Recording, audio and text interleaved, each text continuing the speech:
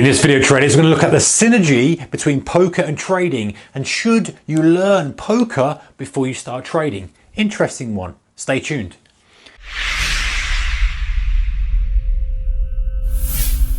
Hey traders, very warm welcome to you. This is a really good question, right?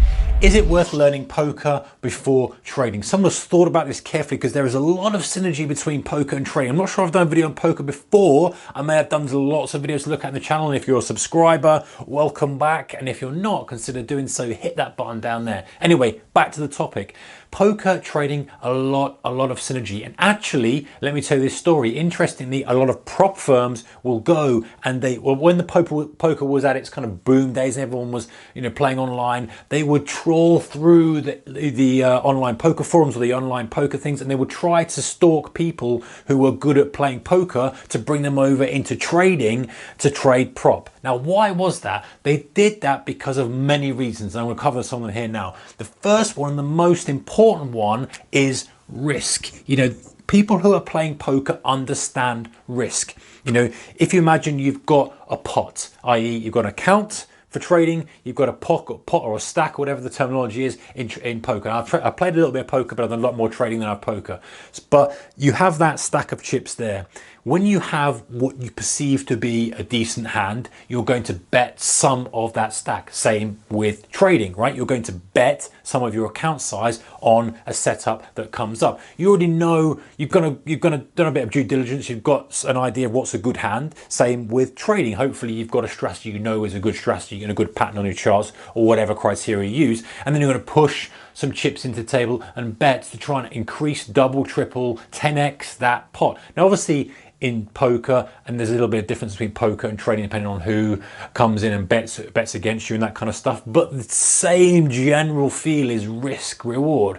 You've got a risk when you believe you've got a chance of success. The guy who's playing very loosely in poker and is constantly slinging chips in is going to get lucky from time to time, of course, but every now and then he's going to come across someone who's got a much better hand than him, who's just going to clear him all out because he's far too aggressive, playing far too loosely. Same with trading. If you're ill-disciplined and you're betting on every little thing, you'll survive a while, but eventually the market will just smack you and take away all your accounts. So this used to be the key thing. These guys who are very good at tolerating, or should I say, very good at managing risk and tolerating large risk when the time was right. So in other words, they would know when to go all in. Now, okay, slightly different. You're very unlikely, or you don't want to go all in on your account, or trading account, but you might want to go full size, which for you might be adjustable between, X pound a point to 10X pound a point.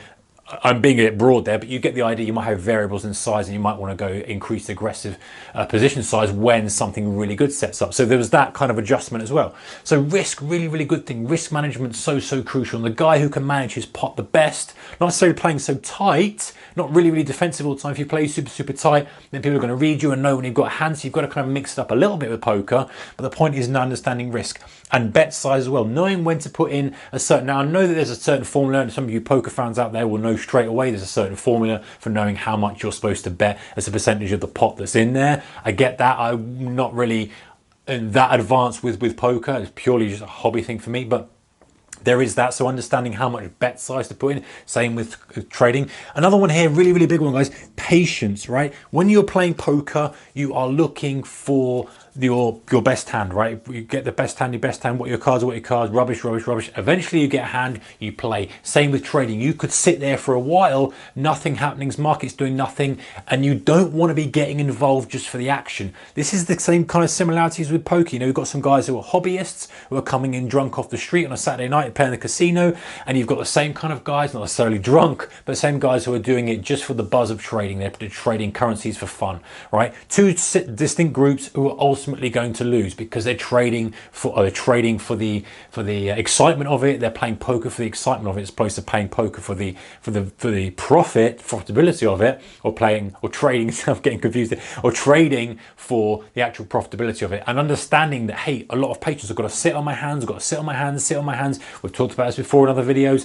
Studying some of the great traders, sitting on the hands, doing nothing is one of the best things you can do as a trader. And I assume if you study some of the greatest poker players in the world as well, they say exactly the same thing. It's knowing when to press aggressively. So patience is a big thing. Self-control, similar to patience, but knowing, hey, someone's pushing your buttons, i.e. you're feeling angry because you should have won a pot before. You're feeling angry because someone's trying to bully you around. Slightly different in the market, but you know that there's an emotional swing. There's going to be that emotional thermometer. I've talked about this before on channels and other videos. Hey, I'm ultra relaxed. Hey, I'm ultra angry. Somewhere in the middle where I'm in the zone, I'm in the peak performance area and I'm going to perform. That's the same kind of thing. Self-awareness, understanding if you're going on tilt. Going on tilt is actually one of the things they use in poker, and we've taken that kind of terminology and used it in trading. And that means, hey, I'm just making decisions from an irrational perspective, a different part of my brain. And we've discussed that before, where if you're angry and if you're really emotionally driven, your decision-making process isn't clear because a different part of the brain is used. So there's that. And the last one's multivariables. And what I mean by this is that, hey, you could have the very best trading setup ever and you go into it and still lose. The point is your risk management, you allow for that. It's the same with poker. Unless you've got what they call the nuts, which is the best possible hand and can't be beaten, you could still be beaten. On the last card, it turns over and a player who had very little chance of beating you beats you. So it's understanding there is that kind of element of luck in it as well, but over time, if you play the correct hand, it will play out for you. And the multivariables, what I also alluded to here is the fact that, hey, in trading, there are so many different things that affect the market. And in poker, you can play perfect mathematical poker and still be beaten because there's a certain psychological element as well, a certain gaming theory. Hey, I'm playing against that opponent. I understand that one opponent's very tight, that opponent's very, and I've kind of made some judgments. Whilst we can't do that in the trading arena, we can't kind of see individuals we're trading against, we can make an idea and thought about, hey, these guys might be trapped because there's a lot of a short exposure on this. It's ripping to highs. We've already broken to the downside, faked out and ripped. There are certain things we can allude to and use a bit of gaming theory to say this might go a little bit further than we think because of what's happened previously and because I think the position of the majority of traders is X. So there is that as well.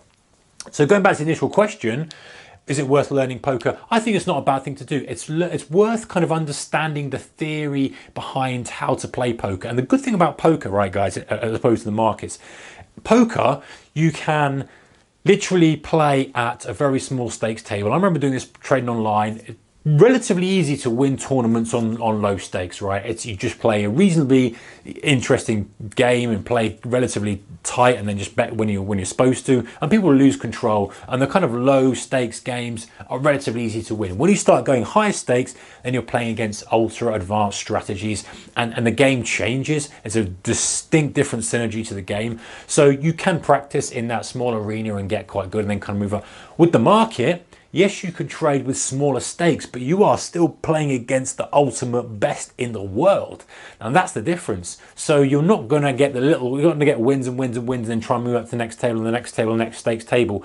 You can play at the small stakes, very small position sizes, but you're still playing against the best in the world. So it doesn't necessarily mean you're going to make any money at it. So you're right in at the deep end straight away. So it's not a bad thing to understand risk management, to understand kind of patience, if you're brand new to kind of this whole thing of risk reward as opposed to a paycheck, it's not a bad place to kind of start to see where your weaknesses are. Do you get angry? Do you get excited? Do you get this? Do you get that? And it's just an environment where it's so meaningless and you can't really do much damage. You buy your chips and that's it. End of game and you're out, as opposed to in the market when you could blow up accounts, but it's a slightly different thing. Maybe you become more self-aware. Maybe it's worth learning how to work out the kind of trader you want to become, your strengths, your weaknesses, and then you can leverage on your strengths and kind of avoid your weaknesses as much as possible when you create a strategy or a trading plan when you're actually in the market. So something to consider. My answer to this is probably yes, if you've got a kind of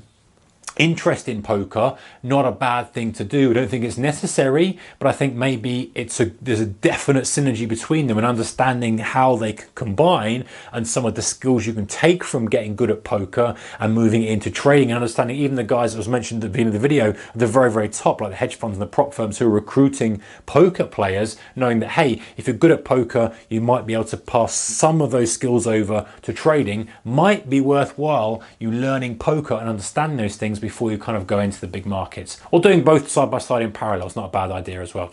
Anyway guys, that's the end of the video. Interesting one. That I like that question. Send in more questions if you've got them. Comments in the comment section below. Thumbs up if you like this kind of stuff. See you next one. Take care. Bye bye.